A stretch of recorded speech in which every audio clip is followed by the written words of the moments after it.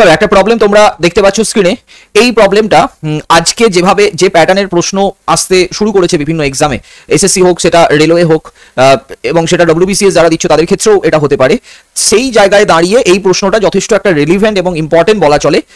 সেটা হচ্ছে ইম্পেরিক্যাল ফর্মুলার উপর, মিন মেডিয়ান মোডের ইম্পেরিক্যাল ফর্মুলার উপর একটা প্রবলেম। তো এই প্রবলেমটা আজকের ক্লাসে আমরা সলভ করব। দেখো প্রশ্ন দিয়েছে the mode and median of data আর 36.3 অ্যান্ড 62। তার মানে মোড আর মেডিয়ান আমাদের দেওয়া হয়েছে। What is the mean? Okay, mean calculate করতে বলা হয়েছে using the empirical formula. Okay, তাহলে তার আগে আমাদের জানতে হবে যে মিন মেডিয়ান এবং মোডের মধ্যে একটা খুবই সহজ একটা ইম্পেরিক্যাল ফর্মুলা আছে। সেই ইম্পেরিক্যাল ফর্মুলাটা আমাদের জেনে নিতে হবে। সেই ইম্পেরিক্যাল ফর্মুলাটা কি? ইম্পেরিক্যাল ফর্মুলাটা হচ্ছে যে 3 median equals to 2 mean plus mode. এইটা হচ্ছে ফর্মুলা এবং খুবই সহজ একটা ফর্মুলা, ইজি ফর্মুলা। ওকে, আমাদের এখানে কি ক্যালকুলেট করতে দিয়েছে? মিন ক্যালকুলেট করতে দিয়েছে। তো আমরা এখান থেকে বলতে পারি যে mean will be equals to, মোডটা ওইদিকে গেলে 3 median minus mode divided by 2, তাই না?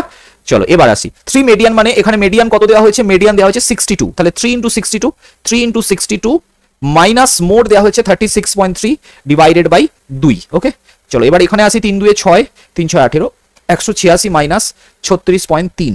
186 থেকে তোমার যদি আমরা 36 বাদ দিই তাহলে আসছে তোমার 150, আর আরো 0.3 বাদ দিলে 147, 149.7 অ্যারাউন্ড। ওকে, 149.7 ডিভাইডেড বাই 2, তাই তো? এবার তাহলে এখানে কত আসবে বলো? এখানে আসছে 2 7 14, 2 4 8 8 আর 17, 2 8 16 এবং 74.85। দেখো প্রশ্নটা সহজ, ফর্মুলাটা জাস্ট জানলেই হতো। এখন এই সব অঙ্ক তোমরা হয়তো মিস করে দিয়ে চলে আসবে একটাই কারণে, কারণ ফর্মুলা জানো না বলে। তো দিস ইজ দ্য ফর্মুলা। আজকের ক্লাসে তোমরা জেনে নিলে, এই ফর্মুলাটুকু মনে রাখতে পারলেই পরীক্ষার হলে তোমরা অঙ্কটা কিন্তু খুব সহজে অ্যাটেম্প করতে পারবে। ওকে।